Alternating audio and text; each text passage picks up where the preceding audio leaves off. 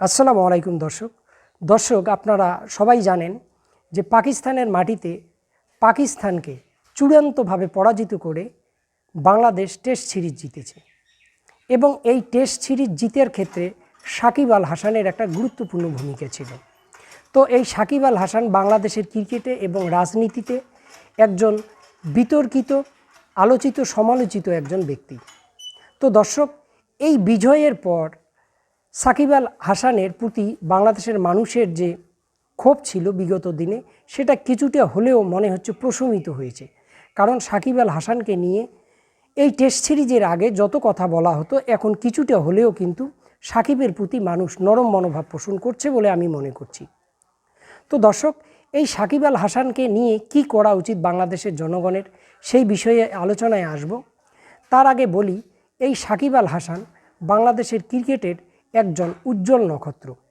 তিনি বাংলাদেশ ক্রিকেট যে আজকে এই পর্যায়ে গেছে, বিদেশের মাটিতে ক্রিকেট খেলে বিদেশি ক্রিকেটারদের মধ্যে ভীতি তৈরি করে মনস্তাত্ত্বিক লড়াইয়ে এবং ক্রিকেটীয় লড়াইয়ে বাংলাদেশ যে এই সাফল্যগুলো পাচ্ছে, এই সাফল্যর পিছনে সাকিব আল হাসানের গুরুত্বপূর্ণ ভূমিকা ছিল।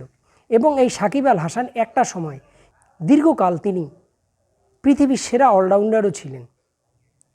বাংলাদেশ ক্রিকেটকে যতটা না মানুষ চিনত, তার চেয়ে বেশি চিনত এই সাকিব আল হাসানকে। ভারতে আইপিএলে অন্যতম সেরা এবং ডাক পাওয়া, যাকে ভারতের আইপিএল টিমগুলো নেওয়ার জন্য মুখিয়ে থাকতো, সেটা হচ্ছে সাকিব আল হাসান। আরও অনেককেই নিত, কিন্তু এর প্রতি গুরুত্বটা বেশি ছিল। তো যাই হোক, এই যে টেস্ট সিরিজ বিজয়ের পর এখন সাকিব আল হাসানকে নিয়ে বাংলাদেশের জনগণের কি করা উচিত? দর্শক, আপনারা জানেন ছাত্র জনতার যে গণ অভ্যুত্থান হলো, এই গণ অভ্যুত্থান কিন্তু এমনি আসেনি। প্রায় 1000 মানুষ বা তারও বেশি ছাত্র জনতার রক্তের উপর দিয়ে, লাশের উপর দিয়ে এই গণ অভ্যুত্থান কিন্তু সফল হয়েছে। অনেক ছাত্র জনতা এখনও চিকিৎসাধীন, অনেকে পঙ্গুত্ব বরণ করবে, অনেকে ইতিমধ্যেই করেছে। তো এই যে একটা ছাত্র আন্দোলন ঘটলো, এই ছাত্র আন্দোলনটা এবং এত মানুষকে নির্মমভাবে হত্যা করা হলো, এই দৃশ্যগুলো যদি আপনারা এখনও ইউটিউবে দেখেন, আপনারা অবাক হয়ে যাবেন যে এটা আসলে বাংলাদেশ না এটা গাজা। গাজাতে যেভাবে নির্বিচারে ইসরায়েলি বাহিনী গাজার নিরীহ নিরস্ত্র জনগণকে হত্যা করছে আগ্নেয় অস্ত্র দিয়ে, ঠিক একই দৃশ্য ঢাকাতে আমরা দেখেছি। তো এই যে শেখ হাসিনা এতদিন ক্ষমতায় ছিল, শেখ হাসিনার যে সরকার ব্যবস্থা, এটা একটা ফ্যাসিবাদী সরকারি ব্যবস্থা ছিল, এটা একটি স্বৈরতান্ত্রিক শাসন ব্যবস্থা ছিল, এটা একটি পারিবারিক শাসন ব্যবস্থা ছিল, অনেকটা রাজতন্ত্রের মতো ছিল। এই বিষয়টা সাকিবের মতো একজন অভিজ্ঞ মানুষের এটা জানা উচিত ছিল এবং সে জানতো।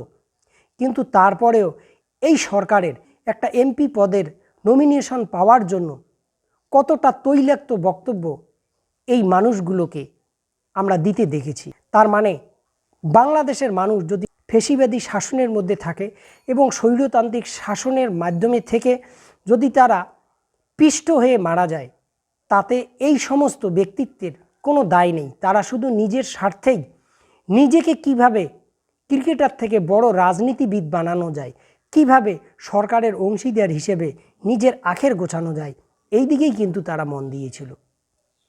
অনেকেই প্রশ্ন হয়তো করবেন বা অনেকেই বলবেন যে সাকিব তাহলে বাংলাদেশের ক্রিকেটে কি কিছুই দেয়নি? নিশ্চয়ই দিয়েছে। বাংলাদেশের ক্রিকেটার হয়ে তিনি বাইরের দেশে ক্রিকেট খেলেছেন, এটা ঠিক। কিন্তু এটা আপনাদের মনে রাখতে হবে, সাকিব আল হাসানের যে চারিত্রিক বৈশিষ্ট্য এখন উন্মোচিত হয়েছে, এর দ্বারা প্রমাণিত যে সাকিব আল হাসান বাংলাদেশের হয়ে ক্রিকেট খেলেনি, শুধু নিজেকে একজন ভালো ক্রিকেটার হিসেবে এই জন্য সে দেখিয়েছে বা খেলার চেষ্টা করেছে বা খেলেছে, সেটা হচ্ছে তার অর্থ উপার্জনের জন্য। এটা কেন বলছি? কারণ এই যে একটি ফ্যাসিবাদী সরকার, একটি স্বৈরতান্ত্রিক সরকারের সে অংশীদার হয়ে বিগত নির্বাচনে অংশগ্রহণ করলো এবং দামি নির্বাচনের একজন এমপি হলো, কিসের জন্য? এটার মূল এবং একমাত্র উত্তর যদি আপনারা খোঁজেন, সেটা হচ্ছে অর্থের জন্য। অর্থ কামাইতে হবে।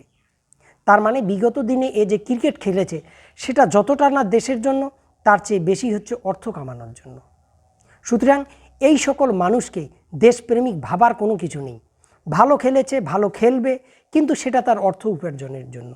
আপনারা আজকে সাকিব আল হাসানকে নিয়ে যারা নরম নরম কথা বলছেন তাদের মনে রাখা দরকার, এই সাকিব আল্লাহ না করুক সে যদি মারা যায় তাহলে বাংলাদেশ ক্রিকেট কি থাকবে না? নিশ্চয়ই কোনো না কোনোভাবে এরকম সাকিব খান আবার জন্ম হবে, কারণ একজনের জন্য কোনো কিছু কখনোই থেমে থাকে না। একজন সাকিব আল হাসানের চেয়ে একটা মানুষের জীবনের দ্বার অনেক বেশি, সেখানে হাজার হাজার মানুষ নিহত হয়েছে এবং সেই সরকার এই সব হাজার হাজার মানুষকে হত্যা করেছে, পঙ্গুত্ব বরণ করতে বাধ্য করেছে, যে সরকারের একটা অংশীদার ছিল এই সাকিব আল হাসান। সুতরাং সাকিব আল হাসানের বিরুদ্ধে যদি সুনির্দিষ্ট কোনো অভিযোগ থাকে তাকে আইনের আওতায় আনা দরকার। হ্যাঁ, যদি দেখা যায় যে আইনি প্রক্রিয়ায় সে দূষিত প্রমাণিত হলো না, সে ছাড়া পাবে, সে আবার ক্রিকেট খেলবে, কোনো আপত্তি নেই। কিন্তু এটা মনে রাখতে হবে এই সাকিব আল হাসান সেই সাকিব আল হাসান যে একটি ফেসিবাদী একটি স্বৈরতান্ত্রিক সরকারের অংশীদার ছিল এবং সেটা জেনে শুনে। সুতরাং তার ক্রিকেটীয় দক্ষতাকে নয়, বরং তার অপরাধ কি করেছে, তার আসলে কি উদ্দেশ্য ছিল, এই বিষয়গুলোকে বিবেচনা করে তাকে আইনের আওতায় আনা দরকার।